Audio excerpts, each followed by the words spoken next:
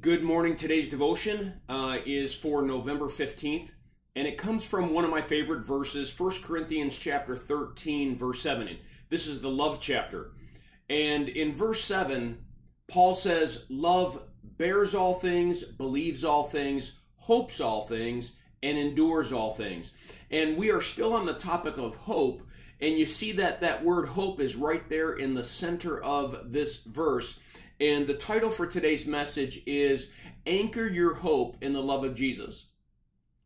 Now, we've been spending over a month talking about hope and the reason to have hope and where our hope is anchored and how that hope is not a wish but a certainty, and we've hit it from so many different angles. But this one is profound, and I think it's simple, and I think it is real.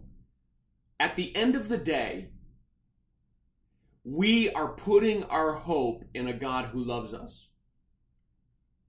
That's it. That because He loves us as much as He does, He will work in our lives to make good come from bad situations. He will bless us. He will restore us. He will forgive us. He will renew us. He will reconcile our relationships. He will do all of these things, and we can hope in them, and we can be certain of them because He loves us. God so loved the world that He gave His only begotten Son.